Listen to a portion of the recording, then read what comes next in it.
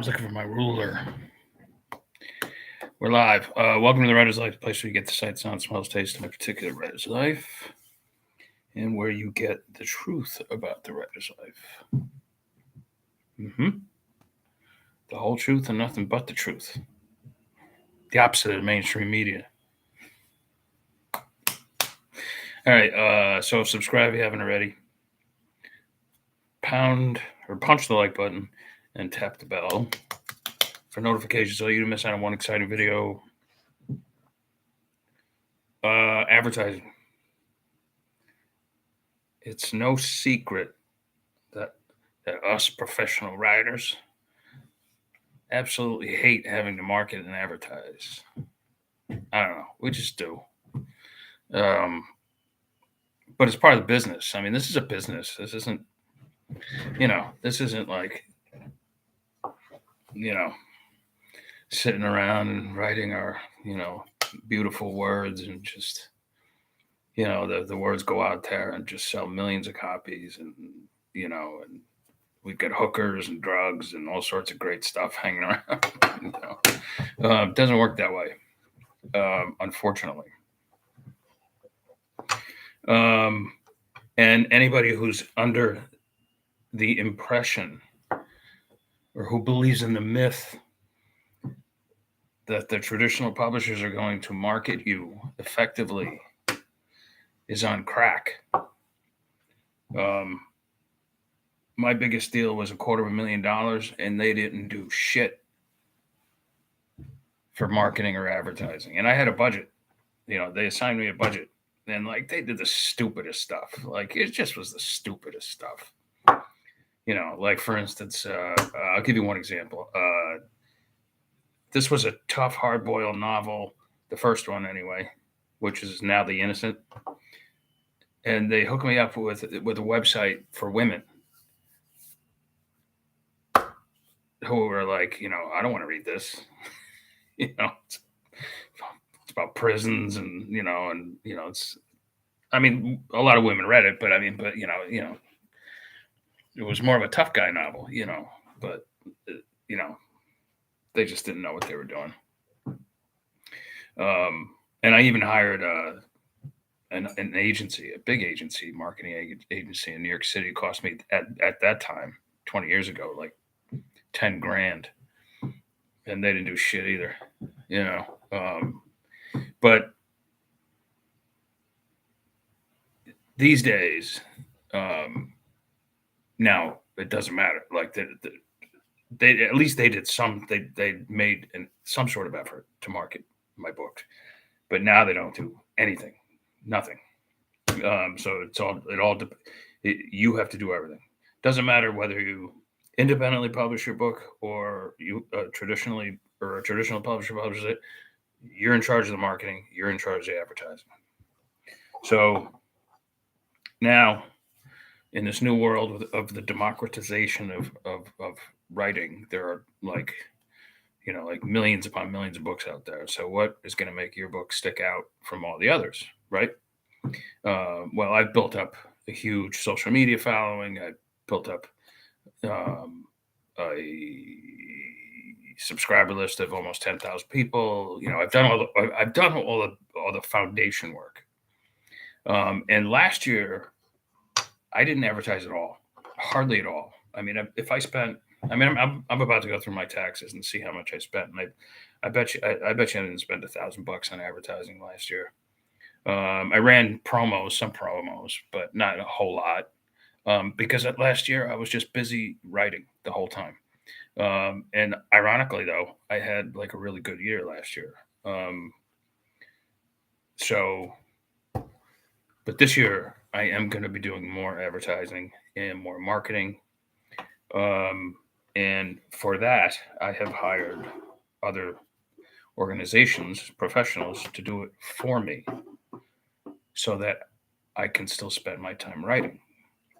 It goes back to the Wibbo thing. Would I be better off writing?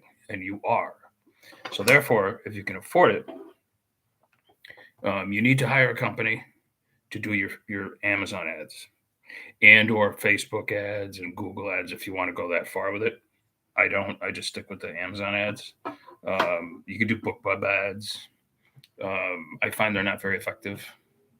Um, but and I had done this before. I've used companies in the past to do my Amazon ads, and I ended up like spending thousands of dollars, but making thousands of dollars. But in the end, I like broke even. Um, and don't forget, you still got to pay tax on thousands of dollars you're making.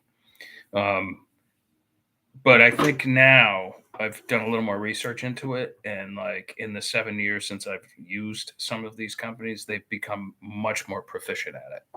These companies were brand new at the time, um, and they and now they're even like, look at, you don't make a profit, you get your money back. So that tells me, and I've read more reviews about it. It tells me that they're much better at what they're doing, much more focused, and they're much more in tune with the Amazon algorithms. It's funny because when I was in writing school, I had, like I've said this before, I had always planned on selling books and making my living off of it.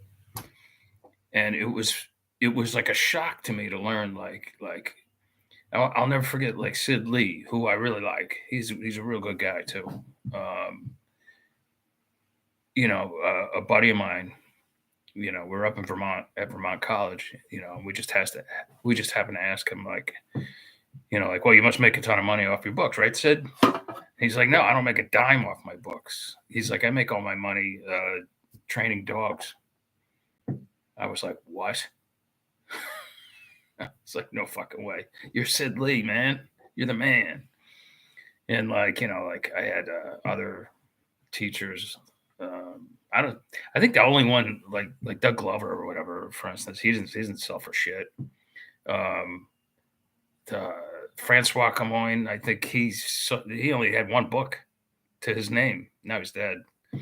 Brett Lott was the only one who made money because he got an Oprah pick. So like he made some decent money, and I'm sure he sold the movie rights and all that sort of stuff. But that was 25 years ago. So who knows what he's doing now? Another good guy, by the way. And I don't think any of them really were making much money off of the books. Therefore, they had to be teachers, right? Trust me, you don't want to teach if you don't have to. You don't have to deal with somebody's crappy manuscript. You got to go over it and like, thank God I've never had to teach. I would suck at it. I would, look how I segue into these things. I would be like, the president wants to see you, Mr. Sandry, like right away. You can't compliment on a young lady's wardrobe. It would be something like that. Like, therefore, you're fired. Anyway, okay, so that's all I wanted to say today. But we got somebody chiming in. Big Philly.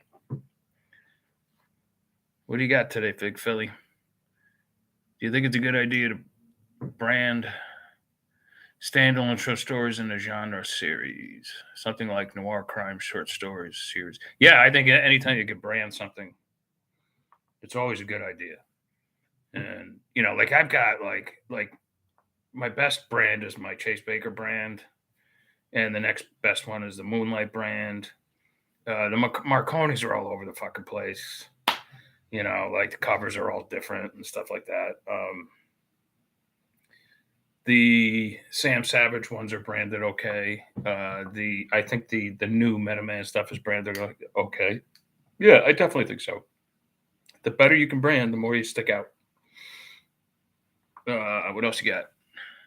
Read a couple small noir books by Vicki Hendricks. Seems she was a mid-list author and dropped.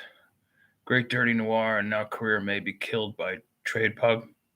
Same as J.D. Rhodes. Geez, I hope not. Well, J.D. Rhodes, he and I were both up for a thriller award at the same time. He's a journalist too, I think. Yeah, a lot of people are going under. There's no question about it.